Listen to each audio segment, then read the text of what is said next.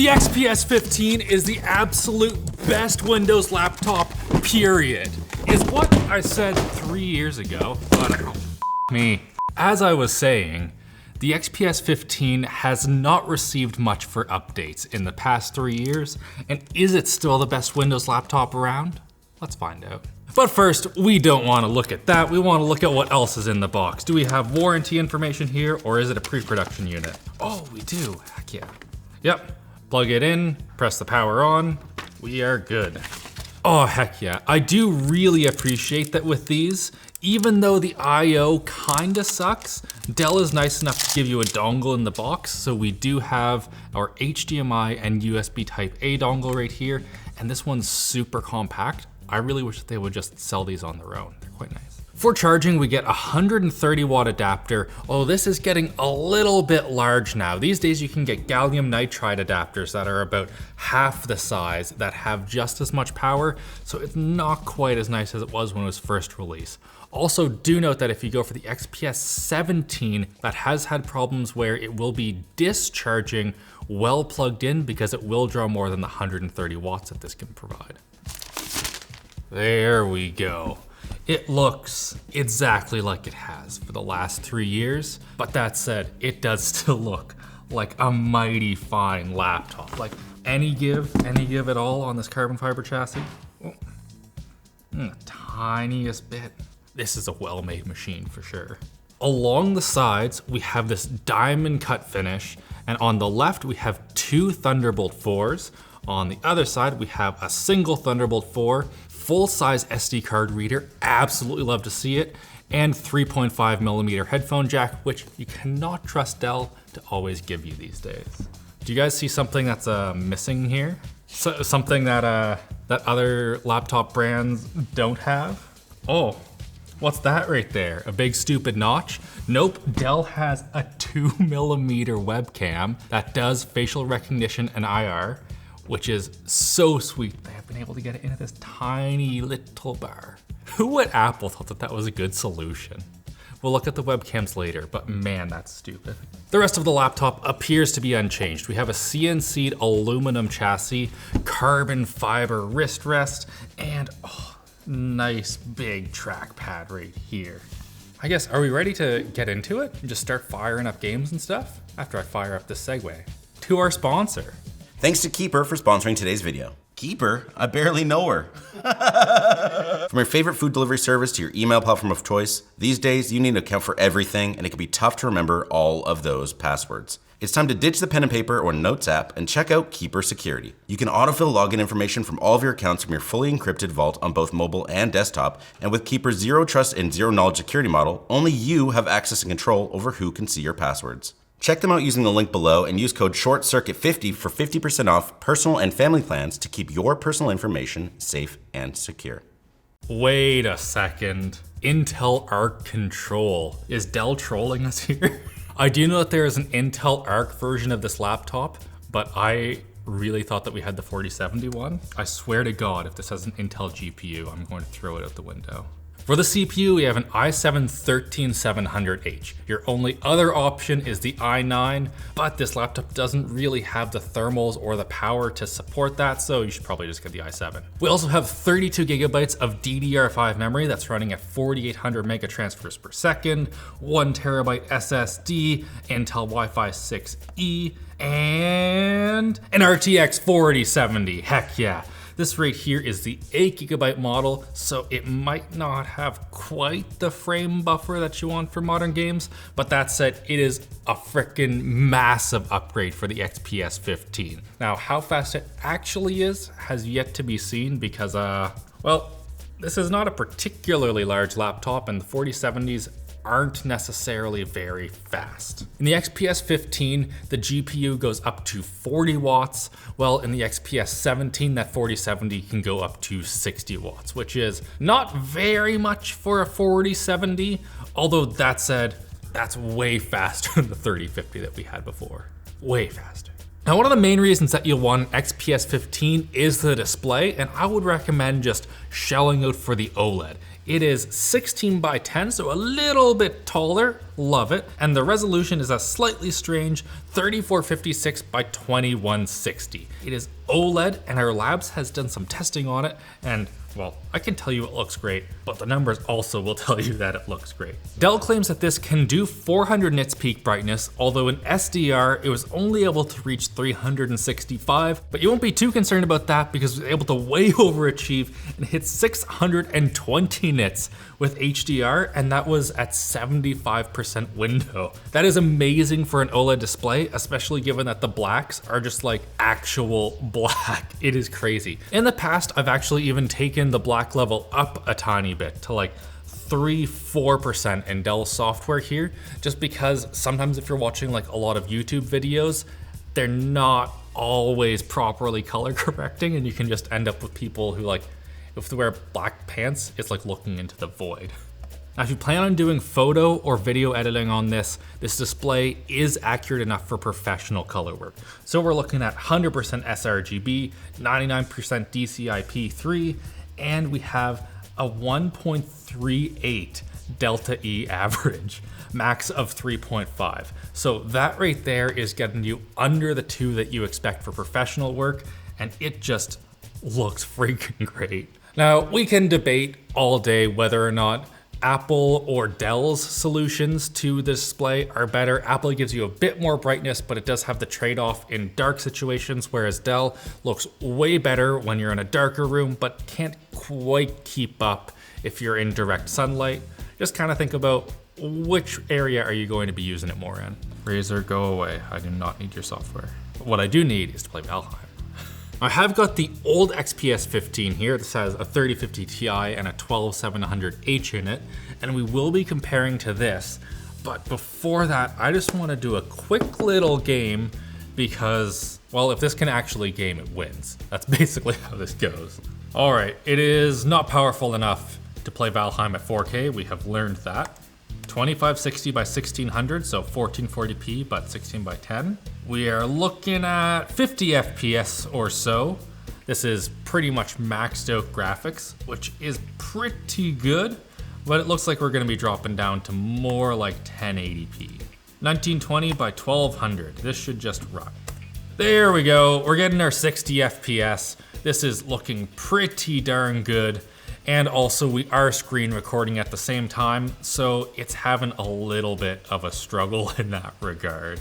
Now, I can just show you how good Valheim is, but the labs properly tested it, and oh man, it murders the last generation.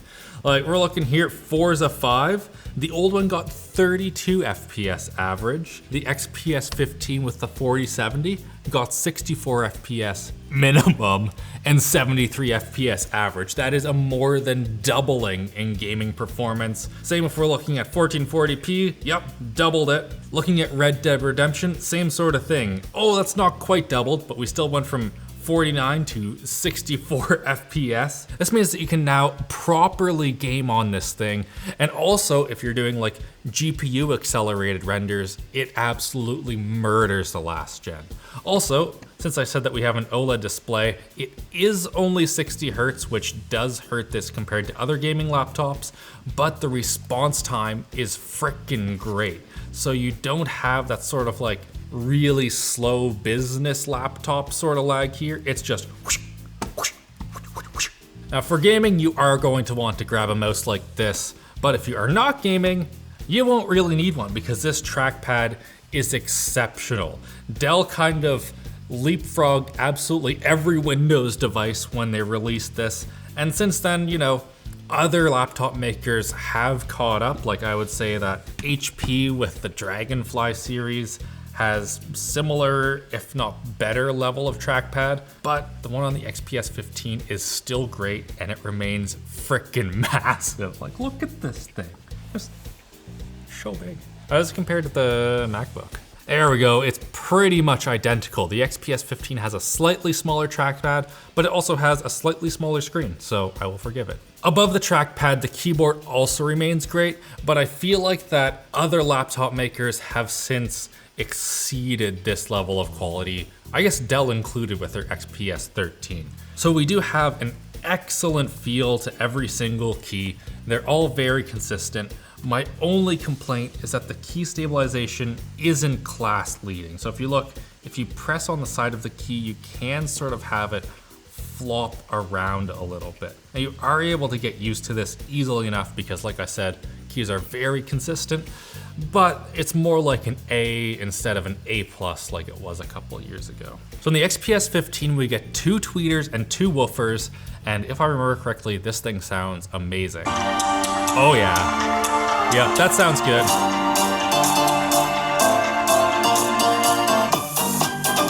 Oh yeah. That's a good sound of laptop right there, but we have another good sound of one, the MacBook Pro 16-inch.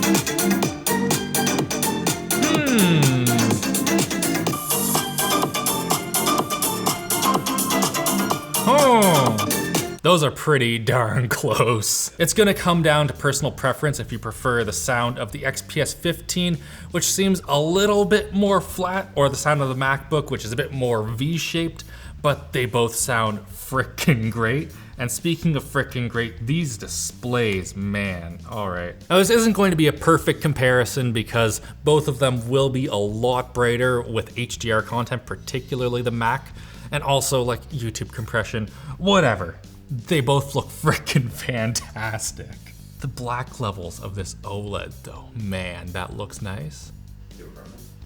Do I have a preference? I'd take the XPS 15. Really? Yeah, I think that this right here is the best display on a laptop. Also, touch. Have I mentioned that it has touch yet? Can your MacBook do this? Watch this, Jake. Now, we can argue all day long whether or not this display looks better than the one on the MacBook or the speakers sound better. The problem with this laptop is the battery. That is why this guy right here, the old one, is no longer in my bag and I instead have an HP Dragonfly. So this right here does have an improved battery. The old one had a 6.4 hour battery life in our endurance test. The new one has 6.8, which is not fantastic, and it gets even worse. So that drops to about an hour if you're fully loading it. So I was having trouble where like I would be doing a shoot and my battery would die halfway through. Like I was getting, depending on what was happening, like 4 hours, because sometimes you do need to have the screen at like full brightness when you're outside or something. That's pretty rough.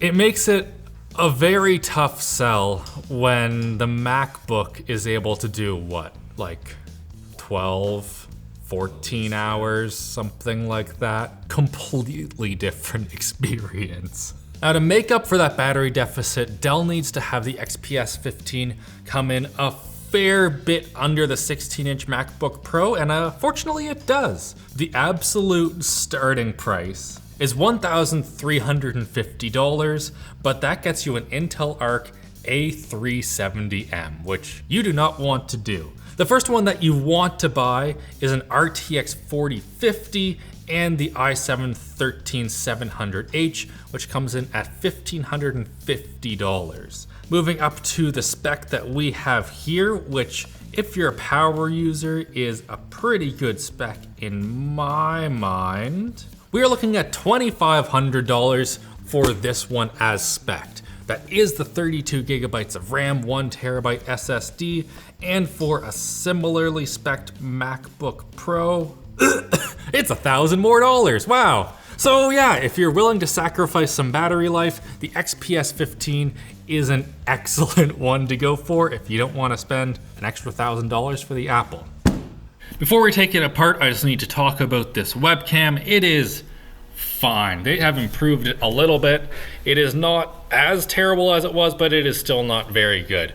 It is plenty grainy. There's stuff getting completely destroyed in both ways here on our set, but at the same time, it is exposing for my face really quite well. And you don't have a notch, so that's good. 8 T5 screws and a fair bit of prying later, and we are in. First of all, just look at the machining lines in here. It just looks so frickin' beautiful. Like, do you realize how much time it would take with the machine to carve all of these out? How many of these do they sell? A lot, I imagine. In here we have something that has become way too uncommon. It's upgradable, look at this. You can stick a whole other SSD in there. There's 2 RAM slots, so you can chuck in, 32 gigabytes if you only have 16 to start with. It is so nice that down the road you can upgrade your components so that you don't have to just fork over all of the cache right at the start. In 3 years' time, you can be like, yeah, it's 64 gigabyte time. And then you can just do it. In here, we can also see our cooling solution. These days, in a laptop like this, I would really hope to see a vapor chamber. They do have that in the XPS 17, but I really think it should make its way down into the 15. And down here, we have our 86 watt hour battery, and I really hope in the next revision of the XPS 15, we get a 99 watt hour in this to try and combat Apple even a little bit.